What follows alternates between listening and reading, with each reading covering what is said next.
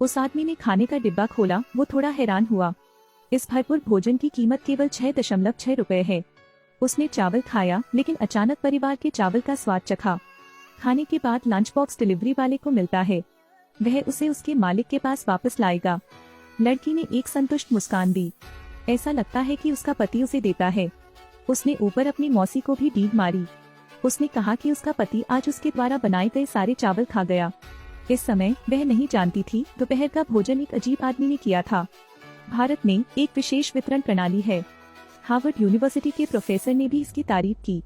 शिपर दोपहर का भोजन करेगा, फिर परिवहन के विभिन्न रूपों का उपयोग करेगा। पहले साइकिल, फिर ट्रेन, अंत में एक छोटी ट्रॉली चावल पहुंचाने के काम आती थी।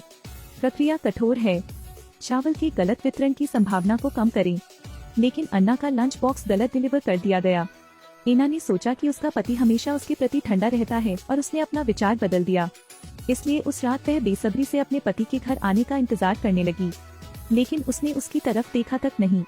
उसने मोजे उतार दिए। अन्ना का मिजाज बेहद निराशाजनक था। उसने अपने पति से पूछा कि आज लंच कैसा रहा। उसने कहा, फूलगोभी खाने के लिए ठीक है। एना हैरान थी, क्योंकि उसने फूलगोभी नहीं पकाई थी। उसी समय दोपहर का भोजन देने के लिए कृष्णा उन्हें धन्यवाद देते हुए डिलीवरी की दुकान पर जाता है। दुकान का मालिक हक्का बक्का रह गया। कभी किसी ग्राहक को फूलगोभी की थाली में इतनी दिलचस्पी नहीं थी। तो बॉस ने कर्मचारी से चर्चा की। उसके बाद वह रोज कृष्ण को फूलगोभी पहुंचा देता। कृष्ण ने अपने ठंडे खाने को देखा। वह आज के लंच से तुलना करने लगा। अगले दिन कृष्ण ने लंच बॉक्स खोला। आज का लंच अभी भी बहुत हार्दिक है, लेकिन कागज की एक और शीट है। पत्र के मालिक ने उसे खाना पकाने का आनंद लेने के लिए धन्यवाद दिया। भले ही वह जानती थी कि गलत व्यक्ति को चावल दिया गया था, फिर भी वह खुश थी। उसका शुक्रिया अदा करने के लिए आज भी वह उसके स्वाद के लिए उसके विशिष्ट व्यंजन पकाती है। कृष्ण ने पत्र नीचे रख दिया। उसे उम्मीद नहीं थी कि यह सिर्फ एक गलती होगी। उस रात एना को एक पैक किया हुआ लंच बॉक्स मिला। लंच बॉक्स में एक उत्तर पत्र भी था। उसने नोट खोला। उस पर लिखा था कि आज का खाना थोड़ा नमकीन है। अन्ना गुस्से में है। यह व्यक्ति वास्तव में अज्ञानी है। आंटी गर्म मिर्च की एक टोकरी गिराती हैं। वह एना को उसे सबक सिखाने के लिए कहती हैं। कृष्ण को फिर से अन्ना का लंच बॉक्स मिला, लेकिन संदेश नहीं मिला। उसने एक टुकड़ा चखा। अचानक उसकी जीभ की नोक सुन्न हो गई। एना को पता चला कि लंच बॉक्स अभी भी पहले की तरह खाया जाता था। नोट में कुछ ही शब्द लिखे थे। प्रिय अन्ना, आज स्वाद बहुत अच्छा है, लेकिन थोड़ी बहुत मिर्च। लेकिन मैंने रात के खाने के बाद केले खाए। मुंह अब मिर्च से तीखा नहीं होता। कई लोगों के पास दोपहर के समय घर जाने का समय नहीं होता है। खाना तक नहीं खरीद पा रहे हैं। हर लंच में 2 केले जरूर खाने चाहिए। और कृष्ण को दिन में 3 बार भरपेट भोजन मिलता है। वह भाग्यशाली और संतुष्ट महसूस करता है। मैंने सोचा कि भाग्य इस तरह खत्म हो जाएगा, लेकिन कृष्ण को फिर भी लंच बॉक्स मिला। उनकी ईमानदारी अन्ना को छू गई, इसलिए उन्होंने एक लंबा पत्र भी लिखा। हालांकि दोनों कभी मिले नहीं थे, लेकिन एक साधारण लंच बॉक्स के जरिए एक खास रिश्ता बनने लगा। कृष्ण ने किसी और की पत्नी का बनाया हुआ खाना खाया, फिर खाने के बाद दूसरी लड़की को पत्र लिखा। वह रिटायर होने वाले हैं। हर दिन बहुत नीरस और रूखा होता है, लेकिन चावल की गलत डिलीवरी में वह पुराने दिनों में रहने जैसा था। जीवन अधिक रंगीन है। अन्ना कृष्ण को विश्वास दिलाने की वस्तु मानते हैं। अपने पति की शीतलता या रोजमर्रा की छोटी छोटी बातें उसने उसे अपने पत्र में लिखा। जीवन तनावपूर्ण है। इस भरोसे की बदौलत यह हल्का हो गया लगता है। कृष्ण ने सुझाव दिया कि अन्ना को और बच्चे पैदा करने चाहिए। बेटी माता पिता की भावनात्मक उत्प्रेरक होती है। उस रात एना ने अपने पति से बात की, लेकिन उसने मुड़कर उसकी ओर नहीं देखा। उसने अन्ना से पूछा कि आधे महीने तक उसने हर दिन केवल फूलगोभी क्यों पकाई। वह खा खाकर थक गया है। इतना कहकर बाहर जरूर जाना। एना का दिल भी ठंडा हो गया। अगले दिन कृष्ण ने लंच बॉक्स सूंघा।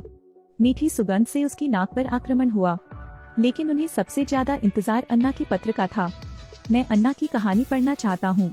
अन्ना ने कहा कि वह बहुत दुखी थी, क्योंकि उसका पति और दूर होता जा रहा था। बच्चा होना सिर्फ एक सपना है। कृष्ण ने बताया कि सुबह जब वह काम पर गया तो उसकी नजर एक बूढ़ी औरत पर पड़ी।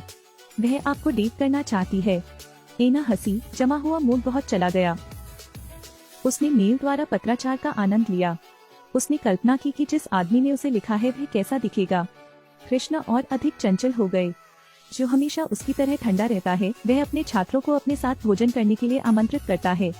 छात्र कृष्ण की दया को महसूस कर सकते हैं। इसलिए अक्सर कृष्ण के लिए केले और सेब खरीदते हैं। कृष्ण सोचते हैं कि अन्ना के साथ बातचीत करने का यह अच्छा पक्ष है। कृष्ण और अन्ना घनिष्ठ मित्र बन गए हैं। अन्ना को कृष्ण के स्वास्थ्य की परवाह है। वह उसे धूम्रपान छोड़ने के लिए भी कहती है, क्योंकि उसके पिता भी नशे के आदी थे और उन्हें फेफड़ों का कैंसर था। अब तो हर दिन बहुत दर्द होता है। कृष्णा अन्ना के हर शब्द पर पूरा ध्यान देता है, इसलिए वह धूम्रपान छोड़ने की योजना बनाता है। लेकिन जब एना अपने पति के कपड़े धो रही थी तो उसे एक महिला के परफ्यूम की गंध आई। लगता है कि उनके पति की शीतलता अभी स्पष्ट व्याख्या कर रही है। वह रोई या चीखी नहीं, उसने आदतन कृष्ण को पत्र लिखे। उन्होंने कहा कि प्यार के बिना शादी अंधेरे में कब्र के समान है। वह वहाँ से पूरी तरह निकल जाना चाहती थी, बूटा जाकर अपने जीवन का पुनर्निर्माण करना चाहती थी। उसे कृष्ण का पत्र मिला। पत्र में क्या वह उसे अपने साथ ले जा सकती थी? इस समय अन्ना का दिल उलझन में था। एक बार गलत लांच दिए जाने के बाद दोनों को अपना जीवन साथी मिल गया। वे एक दूसरे को खुश करते हैं और प्रोत्साहित करते हैं। अन्ना की सज्जनता और दयालुता ने कृष्ण को बेहद प्रभावित किया, लेकिन उन्होंने व्यक्त करने की हिम्मत नहीं की, क्योंकि वह अब किसी और की पत्नी है। एक दिन वह अपने पति से पूरी तरह निराश हो गई।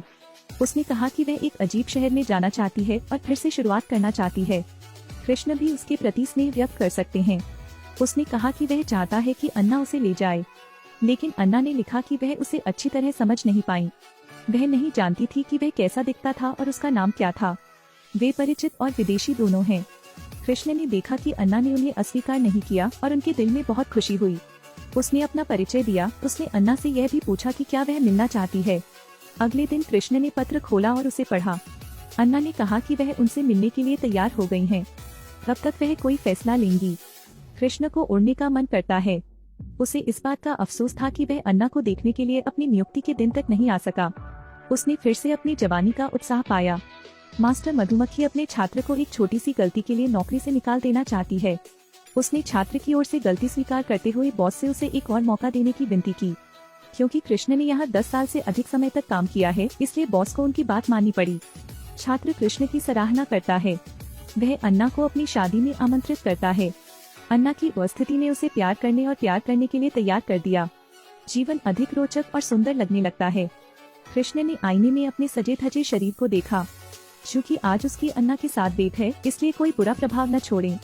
दाढ़ी लंबी देखकर वह शेव करने के लिए बाथरूम में चला गया। एक जानी पहचानी गंध उसकी नाक से टकराई, जिससे उसे शक हुआ। एक युवक ने उन्हें अंकल कहा और सोच समझकर अपनी सीट उन्हें दे दी। जब वह कंपनी में पहुंचा तो वह सोच भी नहीं सका कि वह क्या कहने जा रहा है। उसे बहुत खुशी नहीं हुई। कृष्ण निर्धारित समय के अनुसार कैफे गए, लेकिन दूर अकेले बैठे थे। एना नियत स्थान पर प्रतीक्षा करने लगी। वह धैर्य खोने लगी। कृष्ण को एक खाली लंच बॉक्स मिला। ऐसा लग रहा था कि अन्ना की नाराजगी दिख रही है। उस रात अन्ना को कृष्ण का एक पत्र मिला। यह लाचारी व्यक्त करता है, आज सुबह कृष्ण की मुलाकात एक जानी पहचानी खुशबू से हो रही थी। यह मेरे पिता और दादा की गंध है, लेकिन वे सभी लंबे समय से चले आ रहे हैं। कुछ लोग उन्हें चाचा कहते हैं। उसे बस एहसास हुआ कि यह उसकी अपनी गंध थी। यह पता चला कि वह पहले से ही इतना बूढ़ा था। उसने कहा कि उसने मूल रूप से कैफे जाने का साहस जुटाया था, लेकिन अन्ना को देखकर वह जानता था कि वह उसके लायक नहीं है। इसलिए कृष्ण को हार माननी पड़ी। वह अन्ना को परेशान नहीं करना चाहता था। उन्होंने संपर्क काट दिया, अपना जीवन शुरू कर दिया। कृष्ण अपने छात्र की शादी में शामिल हुए, फिर सेवानिवृत्त हो गए। अन्ना के पिता की मृत्यु हो गई। वह अंतिम संस्कार में शामिल होने के लिए अपने गृहनगर लौट आई। एक माँ को अपने पूरे जीवन को एक ऐसे व्यक्ति के लिए संघर्ष करते हुए देखना जो उसे प्यार नहीं करता। अन्ना को भविष्य दिख रहा है। वह अपनी माँ की तरह नहीं बनना चाहती थी। शिपर के मार्गदर्शन में वह कृष्ण की कंपनी में गई। वह कहना चाहती थी कि उम्र प्यार में बाधा नहीं है, लेकिन कृष्ण के छात्रों का कहना है कि वह सेवानिवृत्त हो चुके हैं। ऐसा लगा कि भगवान अन्ना का मजाक उड़ा रहे हैं, लेकिन वह इसे स्वीकार नहीं करना चाहती थी। उसने अपने पति को तलाक दे दिया, फिर अपने सारे गहने बेच दिए। वह अपनी बेटी को अपने साथ बूटा ले गई। उसी समय घर जाने वाली ट्रेन में कृष्ण की मुलाकात एक वृद्ध व्यक्ति से हुई। उन्होंने अपना दर्द उनसे साझा किया। उन्होंने उसे देर दोपहर में प्यार खोजने की सलाह दी। आप किस बात से भयभीत हैं? कृष्ण समझ गए। वह अन्ना को खोजने के लिए वापस चला गया, लेकिन उन्हें केवल वही पत्र मिला जो अन्ना ने छोड़ा था। पत्र में वह बूटा के नए जीवन की प्रतीक्षा कर रही है। कृष्ण ने बूटा के लिए ट्रेन पकड़ी। वह नहीं जानता कि भविष्य क्या है, लेकिन क्योंकि वह जिससे प्यार करता है उसके साथ रह सकता है, वह पागल हो जाने का फैसला करता है। फिल्म का अंत दर्शकों को कई विचार देता है। शायद हम एक दूसरे को फिर कभी नहीं देख पाएंगे, लेकिन मुझे विश्वास है कि वे फिर से एक हलचल भरे कैफे में मिलेंगे। उस समय कृष्ण बहादुरी से अन्ना की ओर चलेंगे और बिना शर्म बिना चिंता के जीवन जीने लगेंगे।